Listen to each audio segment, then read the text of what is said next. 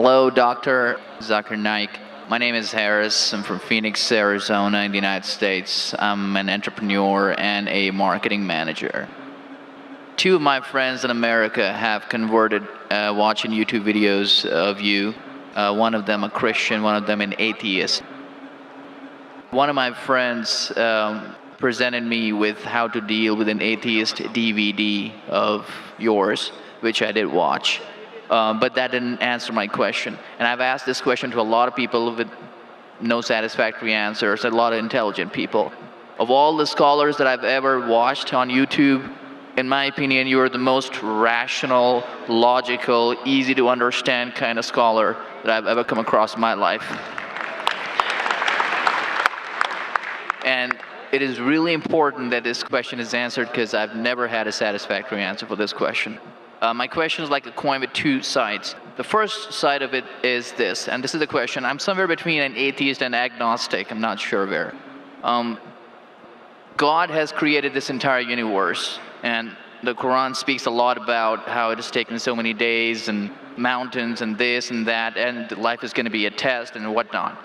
My question is, way before God decided to create this entire universe, before he decided to put human beings, before he decided to send Prophet Muhammad or Adam and Eve, way before he even planned about doing any of this, he knew the end result of it. He knows in the end he will be disappointed by certain people and he will throw them in hellfire. He knows they will be burning. He knows they'll be tortured, and that is when they'll be repenting for what they've done.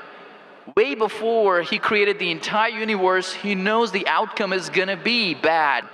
It may be good for certain people who are in heaven, but he knows that he can save those people from being in hell, way before he even decided to go ahead with the creation.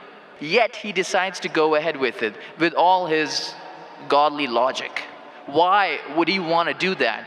The question, if I can just put it in this manner, how can God be so sadistic that he would actually go ahead with a plan which he knows is going to end up in that manner? That's the first side of the coin. The second side of the coin is, for some reason, if I believe that, okay, God is almighty and he understands everything is great, God is great, why is God insisting in the Quran that look at the mountains, look at the protons, the electrons, this and that, everything is so synchronized, how amazing I am? Why is he forcing us to find his creation amazing when it is a piece of cake for God? I mean, he just had to say kun and it was done. Then why is it a big deal if God has made this entire universe which is so amazing? Because for God it's nothing. So I should not be really amazed at his creation. He can do much more than this. So I do not understand why he wants us to respect what he's done or find it amazing what he has done. The brother asked a very good question and a very intellectual question. It's a very good question. And he has seen some of my tapes on YouTube, even of atheism. And this question that is troubling him, he hasn't got the answer to. The brother asked the question that Almighty God knows everything before he created the heaven and the earth, before he created human being. Even if one person goes to he could avoid that. Hell, he could have avoided that. I mean, he could avoid being disappointed. Of course. I'll reply. The brother said, even if one person goes to hell, it is as though God would be disappointed. Now coming to your question, I started a school. And you may have heard Islamic International School. If a teacher takes an examination, if she is just, while she is giving the examination, she writes in the maths paper 2 plus 2 is equal to how much? The student in front of her or him, the teacher, writes 5. She can very well tell the student, change 5 to 4. Would it be just on the teacher during the test and examination to correct a student who's writing a wrong answer? Right, but if she has an option that the student doesn't need to do any of that and still No, I'm asking you a simple question. I'm asking you a simple question. The teacher has given the question paper. Right. All the students were informed about it. You're right. For that particular situation, For that particular situation, the teacher can tell, dear student, change 5 to 4. What will the other students think about? Unjust. But God can be just at the same time. He can create a completely different condition. He doesn't have to go ahead with that situation. He's not bound by any situation. Brother is saying Almighty God can create something which is perfect and will not make mistake, correct? That Right. God has already done. He created the angels. God Right. created the angels. The angel never go against any commandment of God. But human being is a better creation than angel. The angels have got no free will of their own. If you have heard my tapes, if you have not heard, I'll tell you now. The angels are a creation of Almighty God, but not the best creation. Almighty God created the human beings. The human beings, they have a free will to go against God or to follow God. If you have chosen to be a human being, if you disobey His commandments, you go to hell. If you obey His commandments, you're superior than the angel. Because the angel doesn't have a free will of his own, then he follows God. It's nothing great. The human beings are the better creation of Almighty God. Almighty God has given a free will. That's a different question that Almighty God knows. Because He has ilm-e-ghaib, He has knowledge of the future. He is more superior. So He has created such a creation which has a free will. The fault is of human being, not God.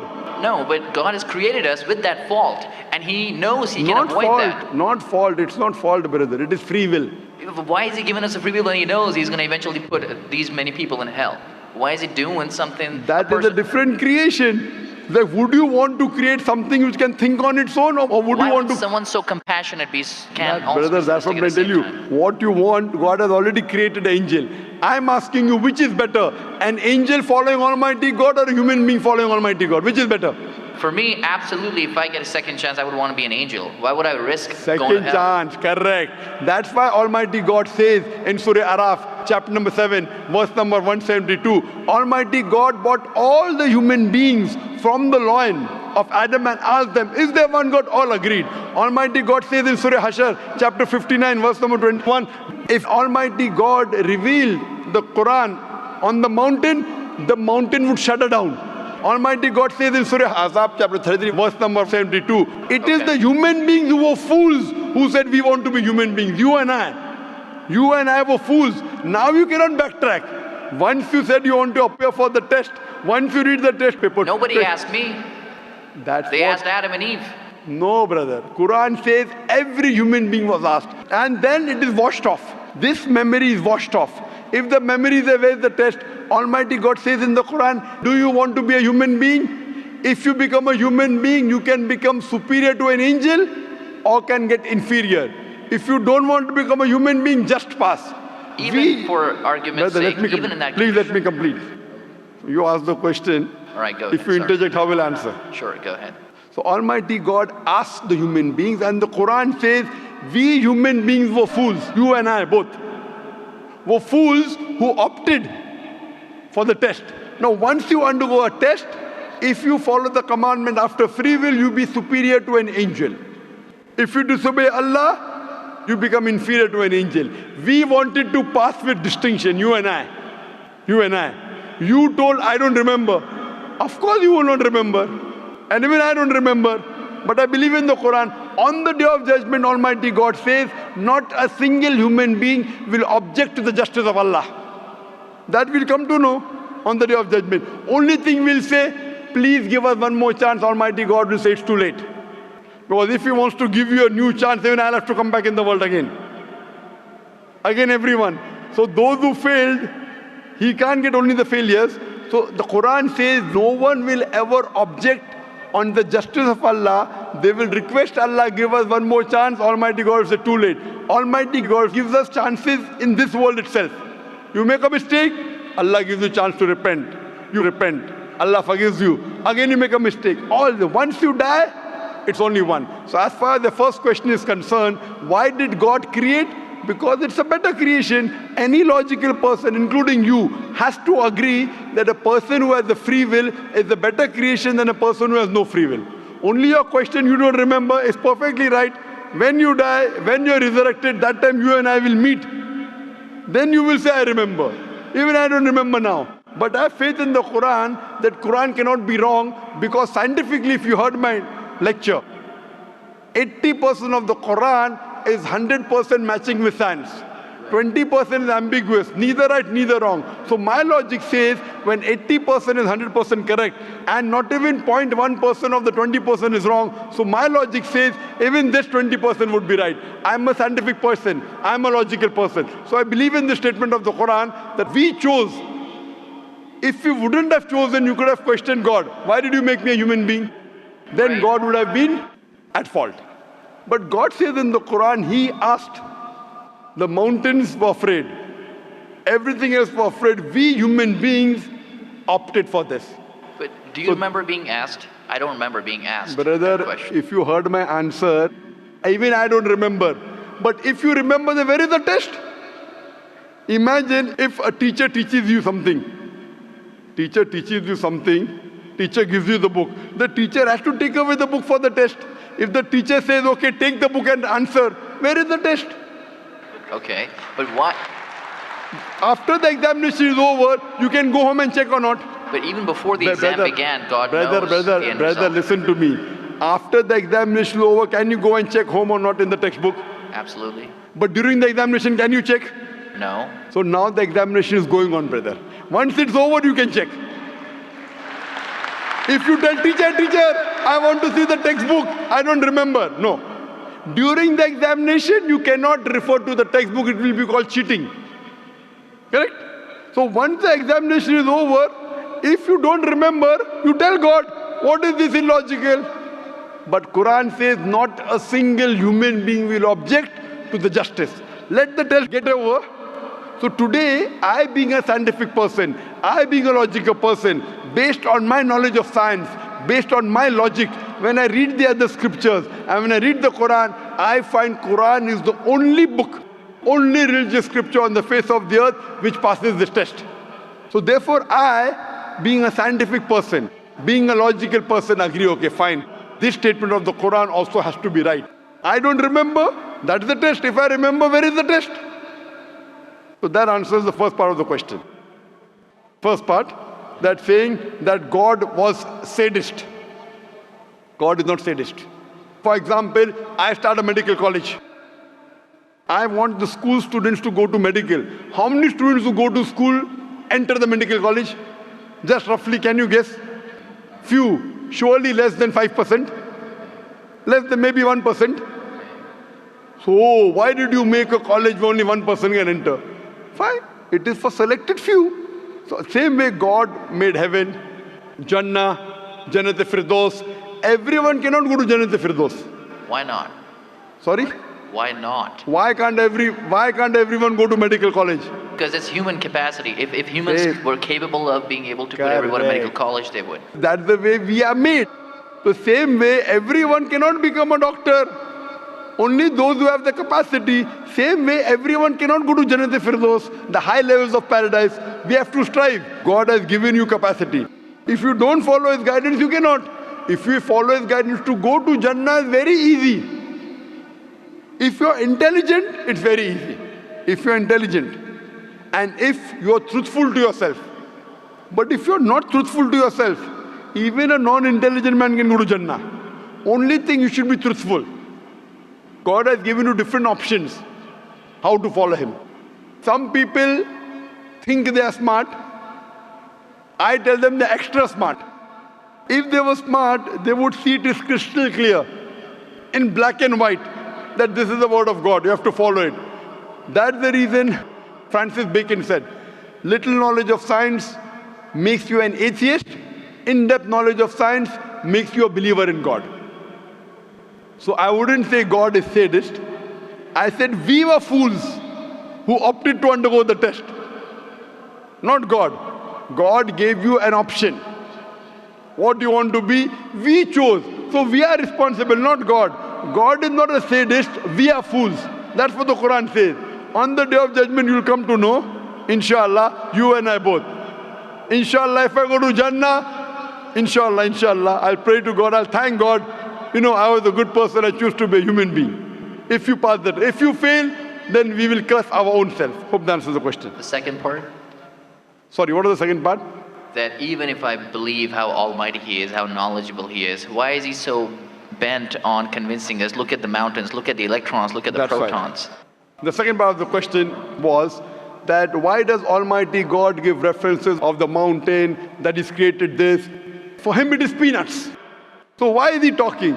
You know why He's saying? He's saying these peanut things, mountain, they would shudder. You human being who are superior, why don't you understand? Quran says in Surah Hashr chapter 59 verse number 21, had the Quran been revealed on the mountain would have fallen down to utter ruin. But to us human beings it makes no difference. He's giving these examples to show that these things which are so powerful, the mountains etc. which He has created, would have submitted their will. Why don't you human beings do? He's trying to give an example that we are fools. He's not trying to praise Himself. And whenever He asks us to praise Him, or when He says, for we say Allahu Akbar, God is the greatest. Do you think it will change Allah? No.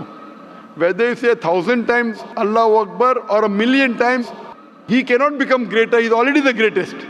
The reason we say these things is because it is our human mentality, our human nature, that we follow the people who are famous, we follow the people who we praise. For example, your mother has a heart attack. There is an unknown person on the street who gives you the treatment.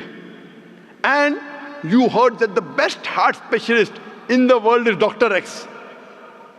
Now, will you follow Dr. X's advice or the person on the street who you don't know? Dr. X. Why? Because Dr. X is famous. People know him. He's the best in the world. So the reason in our salah, in our life, we say Allahu Akbar, Allah is the greatest, Allah is the most wise, Allah is the most intelligent. Why? If we say that, it doesn't benefit Allah. It benefits us. That if we praise Him, we follow Him. If we follow, we go to Jannah. To Allah, it makes no difference. Therefore, Allah says, will you not then believe? Will you not then understand? That means the Quran is revealed to the people for understanding. So He's giving this example not to make Himself great. He's already the greatest. Whether you say 1,000,000 times Allah is the greatest, it will not make a difference to Allah. He's telling it to you. Allah says in the Quran, Allah does not require you, you require Him. So when we praise Him, it is human psychology that the person you praise, person you talk great about, you tend to follow his advice. By following his advice, it will benefit you, it will not benefit him. He is already the greatest. He is already the merciful. So these are rules and regulations laid down. He is our creator. He knows our mindset. You are a student of science, correct? I am also a student of science. The moment I come to know, Allah mentioned these scientific facts which we came to know today, 50 years back, it increases my faith in Allah.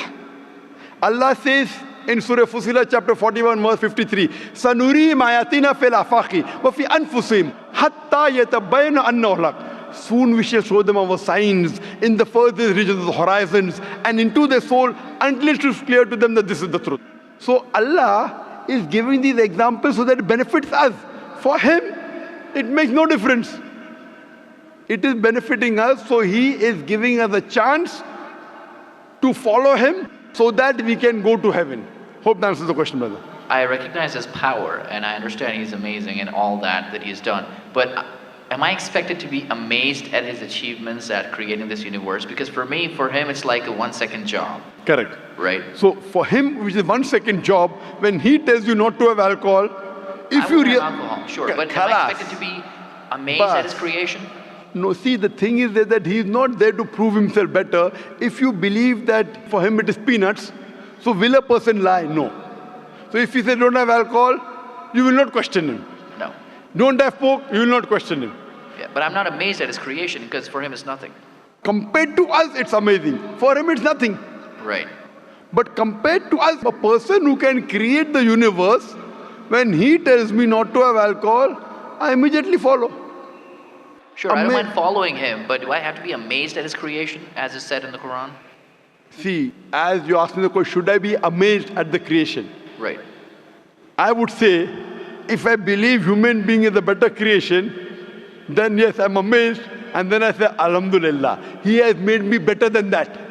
So if I'm amazed, He made the mountains, He made the stars, He made the sun, but He made Zakir Naik also. He made a human being. and we are the best of creation. So he gives these examples so that we realize what benefit he has given to us, all the favors he has given to us. Talking about the sands, talking about the protons, talking about the mountains. Finally, he says human beings are the best creation. So in comparison, we have to agree that our Creator has created this human body, the molecules, the DNA, the complex thing, which can never come by chance. So in this way, we are amazed at the creation of the human being. And then we submit to him. If we are not amazed, only by being amazed, we submit that he is our creator, he is worth worshipping. No one else can do that. This is so that we worship him and we pass the test and we go to paradise. Hope that answers the question.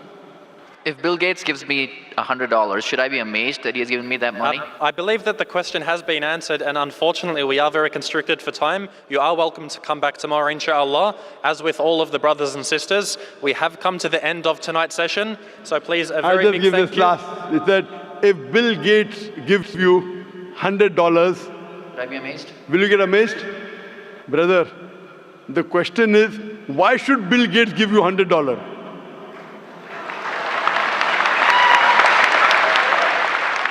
If you tell me a Tom, Dick and Harry gives you $100, nothing to be amazed. Bill Gates gave me $100. It's something that he gave you. Why did he give you? Why not somebody else? Why? The question is, why did he give you is the question. Okay. If some Tom, Dick and Harry gives you, if a man on the street gave you $100, Bill Gates. Got it. You got That's it, the no? answer. Got it. I got that. So now you're convinced, huh? Yes, absolutely. That is the answer. So inshallah, I hope that we'll come closer to Islam. So I should not be amazed at the fact that he's given me the money. I should be amazed it's him who's giving the money. Alhamdulillah. Got it. So it was worth the time extending. Alhamdulillah.